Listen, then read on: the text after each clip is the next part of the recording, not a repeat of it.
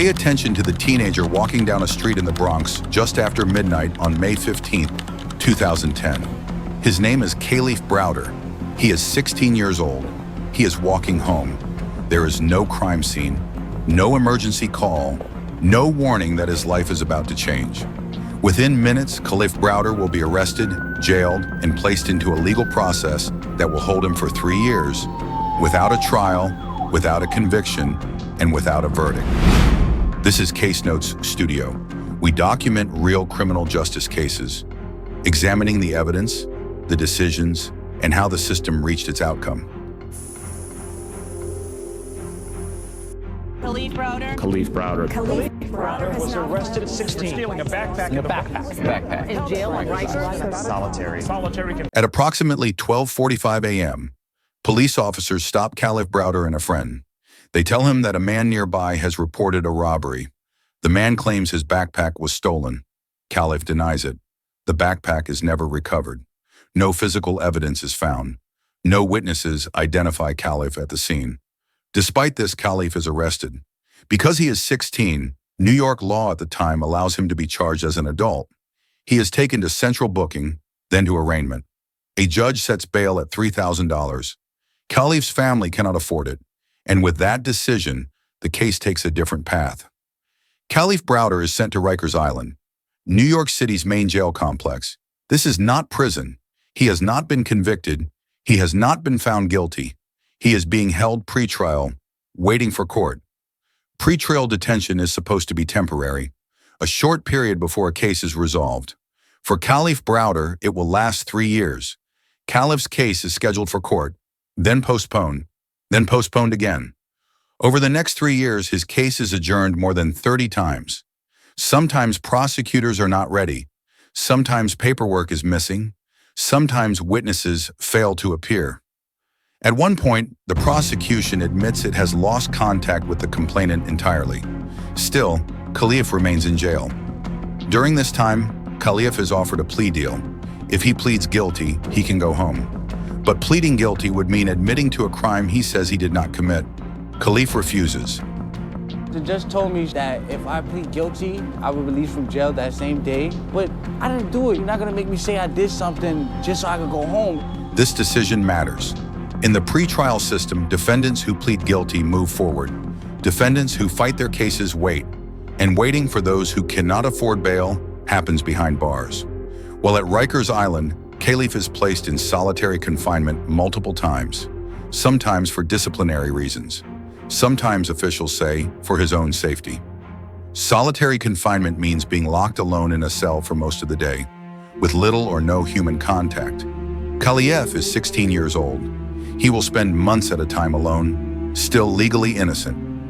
As months turn into years, the central problem in the case becomes impossible to ignore.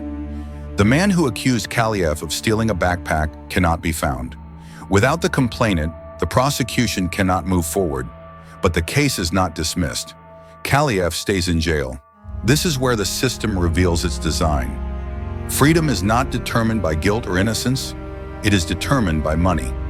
Those who can afford bail wait at home. Those who cannot wait in jail. Time becomes pressure. Pressure becomes leverage. Khalif Browder has no leverage. By the time Khalif turns 19, he has spent 3 years at Rikers Island. No trial has started. No jury has been selected. No verdict has been delivered. In May 2013, prosecutors finally dismissed the case, not because Khalif is proven innocent, but because they cannot proceed. Khalif Browder is released. Legally, Khalif is free, but the time has already done its damage. After his release, Khalif struggles to return to normal life.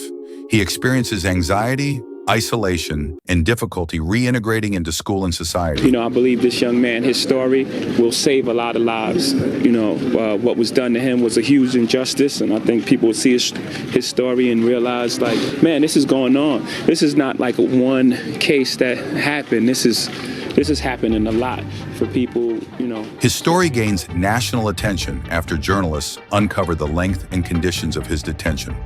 Khalif Browder's case becomes a symbol, not of a single mistake, but of a system working exactly as intended. A system where bail decides freedom, where delay becomes punishment, and where innocence offers no protection against time.